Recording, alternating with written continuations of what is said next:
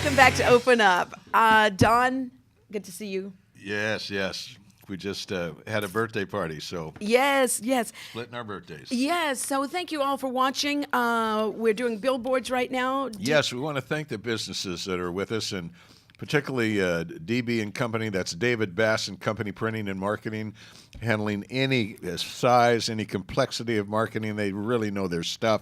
Right behind the Fox Theater, right next to Happy Jacks, it's dbandcompany.com. And then a very special thanks for supporting us, the Colon Therapy Center, this gentle internal therapy that people are raving about the health benefits they're experiencing from this. And Janet Eileen Mitchell out at Callaway and Brimhall, and just go to bakersfieldcolonics.com. You'll find out all about it. And boy, we are hearing wonderful things about this new health service in our community.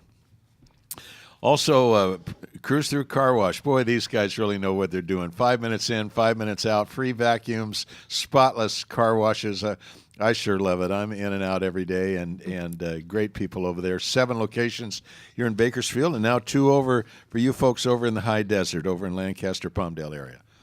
And Don, we'd like to thank our friends at Kern Construction and Electric Incorporated. Robert Miller, longtime resident of Bakersfield, specializes in remodeling homes and businesses. Robert can be contacted at 661-322-5554. Thank you, Robert.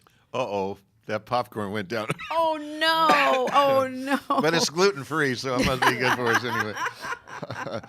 Boy, do we have a friend here for you. Take it away, Tina. Yes, Don, we're welcoming back to Open Up Cedric R. Crawford, and he is known as Mr. Making It Great.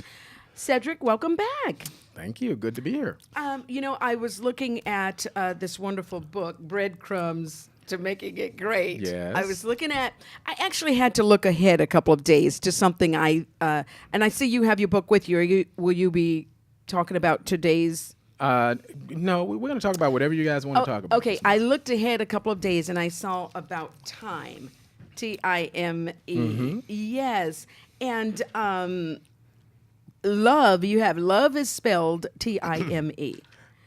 Correct. Yeah. I said that not that particular thing last week, but I said, well, that's the one thing that you can't get back if you give to someone your time. It's not recyclable. Oh, Yeah, you can't get it back. Talk to us. You only get one time through this life thing, and so if you got an opportunity to make it great, that's why I coined this little phrase of Mr. Make It Great. Yes. If you got an opportunity to do that, then how dare you settle for just good? You know, Exactly. That's the way I look at it. Tina and I have just split our birthdays. Hers on the 13th, mine on the 26th, and we divided it right down the middle on the 18th. But as you go through these birthdays, particularly me, I've been through a lot of them now. You realize you don't have a lot of time left to make it great. That's right. That's right. What do you say to the older generation that maybe has settled for mediocrity and think, well, that's it. That's all it's ever going to be? Well, there was a famous quote that happened on a cross a long time ago, and that quote was, "It is finished." And it was, I'm sure we all know that quote. Yeah. And as long as we're here, Yes. your it's not finished. So depending on what your it is. So if you're still above ground and breathing, this may sound a little presumptuous, but if you're above ground and breathing, you still have an opportunity to do something. There's some reason you're still here. So still having this allotted time for you to be able to investigate yourself. That's your homework for life. It's saying figuring out what that purpose thing is and then following it through until your it is finished. So if you're still here, your it's not finished. Quite simple. I love that. Your it is not finished. Yeah. And your daughter is here in the audience with us today. She is. Say hi, Chase. Chase. Did y'all hear that? Yes. Chase, hi. So I suppose you're training her how to make it great too, huh? Well, it's interesting because, the people learn from what's modeled to them. You don't always remember what someone said or what what you heard from them, but you will always remember how they made you feel and what you saw them do. Ooh. And so if that's true, then it's what we model to our kids that's most important because they're going to remember what they saw you do. So if that's true, which I believe it is, I like for them to see what I'm doing. So you'll even see with some of my shows and stuff that I do, I try to drag them along. And they love the stage. Yeah. And not just Chase. I have 4 kids, and she's my youngest, but she really excels with speaking, and she's just so far ahead of the game, and she's just turned 11. And so I'm like, this morning I'm like, come on, baby, you want to go? She's like, okay, I'll go. Yeah. Good. And so she just loves to go. She, speaking of Chase, when I first met her, you were doing the Pie in the Sky Event, yeah. and she did a presentation. Yeah. What was that about again? What was that? It was an old gray-haired man that was sitting on the porch, crying alone and sobbing because his kids were all grown and gone. His wife had died just a few years before. In the future for him, he didn't know what was in store. And, so it just goes through. It's just one of the many poems I've written, and she loves taking them and committing them to memory, and so she can regurgitate. Beautiful legacy she's taking from you. That's the thing. That's the thing is that, okay, and in fact, I was talking with her about that this morning.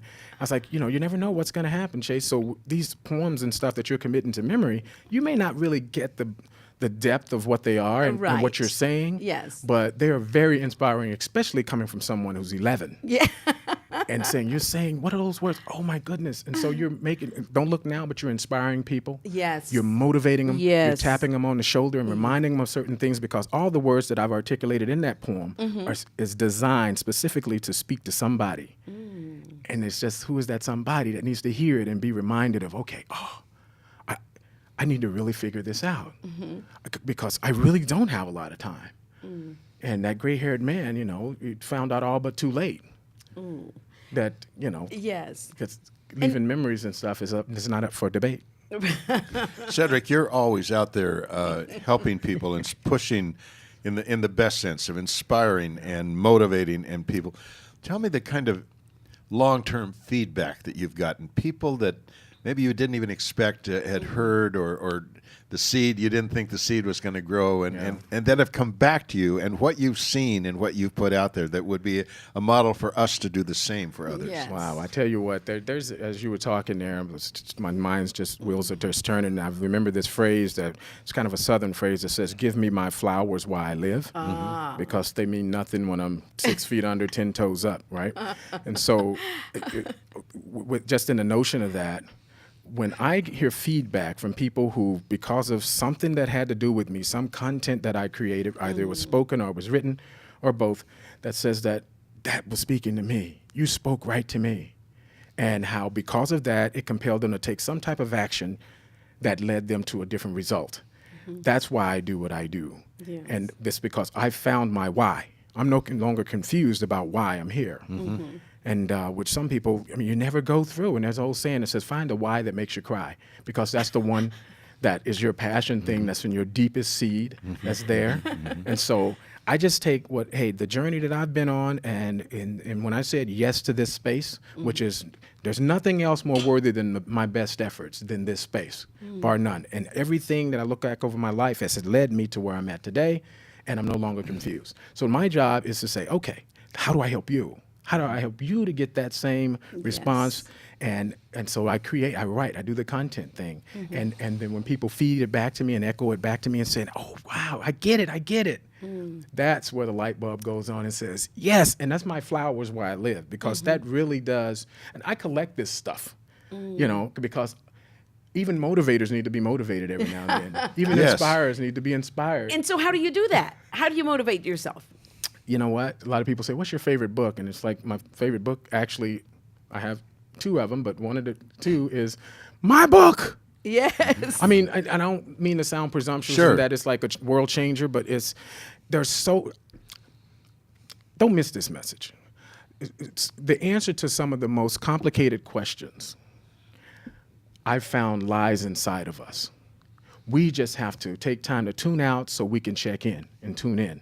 You had Sheriff Youngblood here earlier, and he talked about going on his hikes. Oh, yes. And how it clears his mind. And I'm sitting there going, oh, yeah, that's the time to tune out, to tune in. So he has some avenue or some process that he actually takes in order to do it. It keeps your head clear so you can cancel out the noise. That's what Indian Braves used to call Vision Quest, wasn't it? Go away and find your purpose. Let it speak to you. That's right, because there's so much distractions.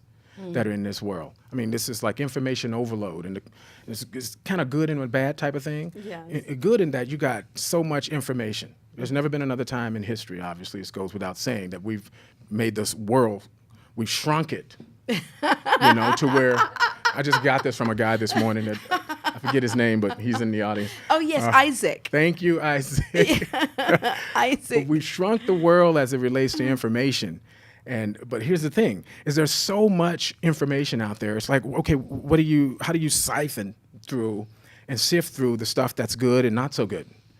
And so it becomes noise. And the way you do that is you tune out so you can tune in, and then you can somehow pick out the stuff that has the ring of truth that's to it, and then you can continue to go down that path. Pick out the stuff that has the ring of truth. Yeah.